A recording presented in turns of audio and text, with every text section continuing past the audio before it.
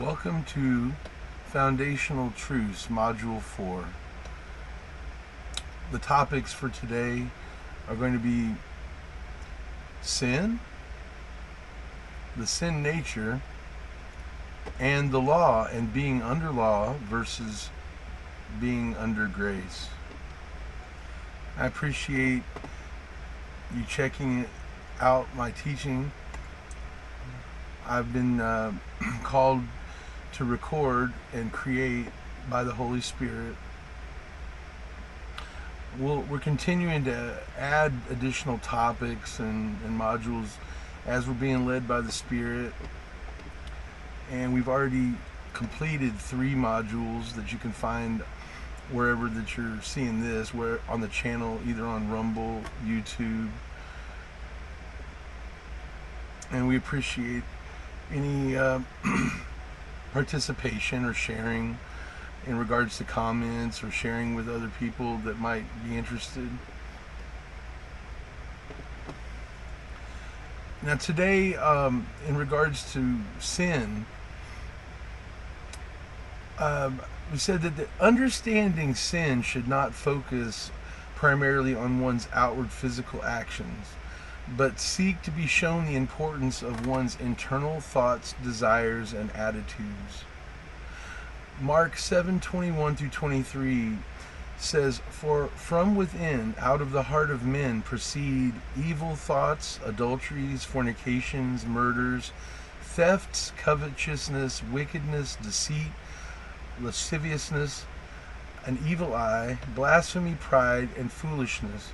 All of these evil things come from within and defile the man." And in 1 Samuel 16:7 it says, "The Lord seeth not as man seeth, for man looketh on the outward appearance, but the Lord looketh on the heart." Now, in regards to the sin nature,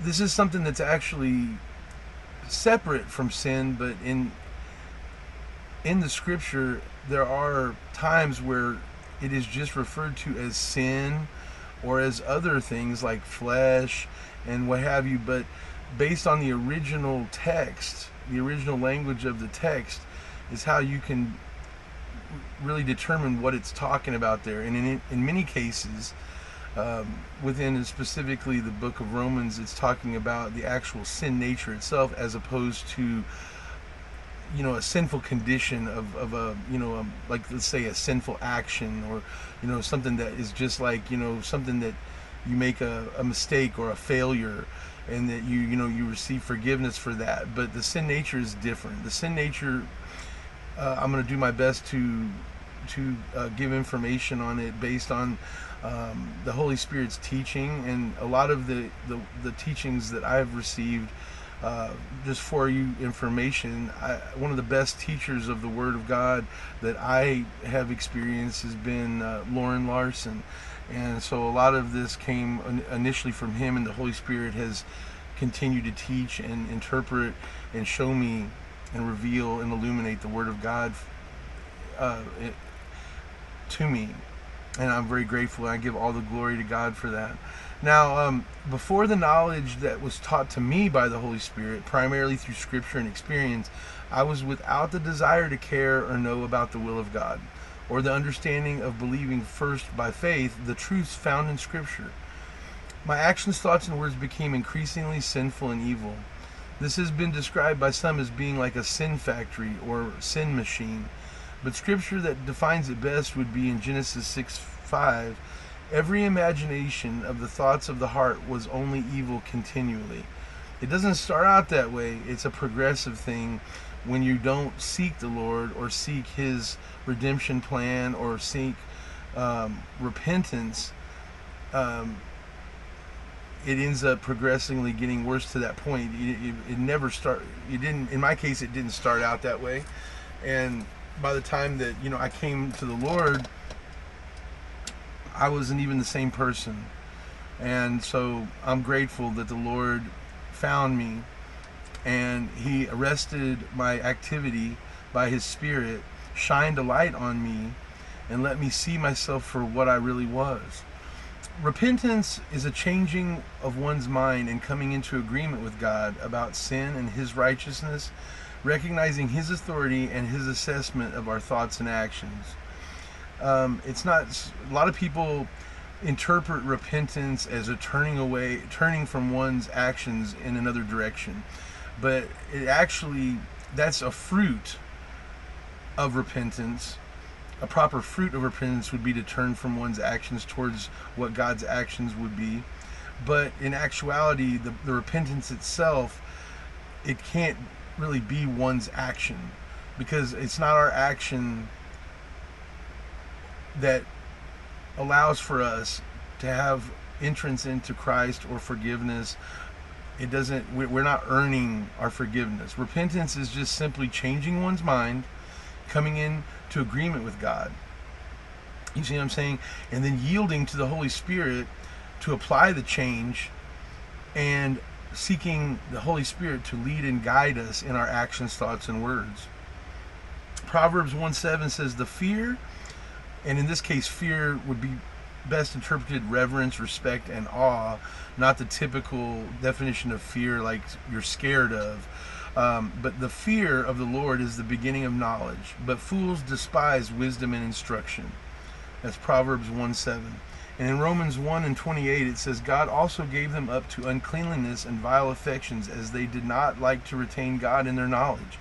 God gave them over to a reprobate mind. And what reprobate mind would be best defined as would be a mind that is morally corrupt and depraved and devoid of sound judgment. Reprobate mind without repentance leads to a life characterized by unseemly behavior and a disregard for what's right.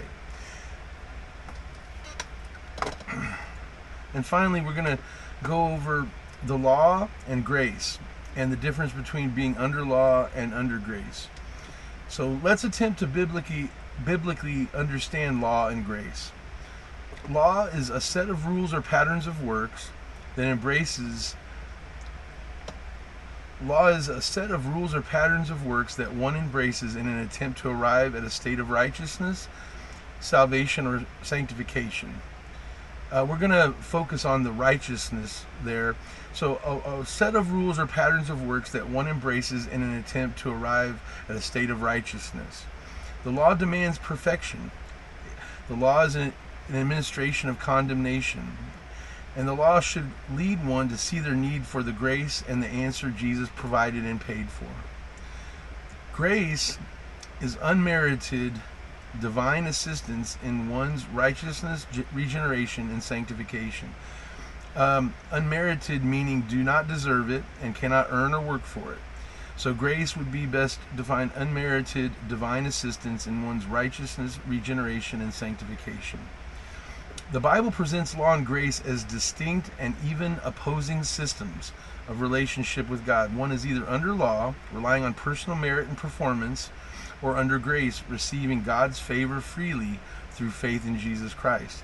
The Old Testament primarily operated under the law, which emphasized obedience to a set of rules for righteousness and life. The New Testament, however, introduces grace, made available through the blood of Jesus Christ, who fulfilled the law and offers forgiveness and salvation freely to those who believe. Attempting to earn God's favor through keeping rules is incompatible with grace. Under grace, believers are freed from the burden and condemnation of the law, allowing them to live in freedom. The law is a valuable part of God's revelation, but is not the means by which believers are saved or transformed. Romans 6:14, for sin shall not have dominion over you, for ye are not under the law, but under grace. And John 8:36, if the Son therefore shall make you free, ye shall be free indeed.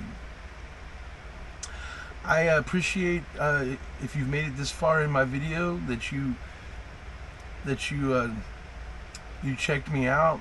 My name's Darcy Howe, and I can be found at Facebook. I have a page there called The Kingdom of Cards and Collectibles, and I'd just like to say, if you could like and subscribe whatever platform you're on, or even follow me on Facebook, I'd greatly appreciate it. These modules are, I understand the production value of them isn't that great, but the content is what that I'm wanting to get done first, as I'm not really sure, what the content is going to be used for eventually. But the Lord has led me to complete these and get them out, showing what it is what it is that He has taught me during the last 4 years or so. At this point in time, it's July 28th of 2025. And I just want to give all the glory, honor, and praise to my Lord Jesus Christ for everything that He's done and accomplished for me. And He's also accomplished those same things for you, for anyone who would choose to believe and receive Him. In Jesus' name, amen.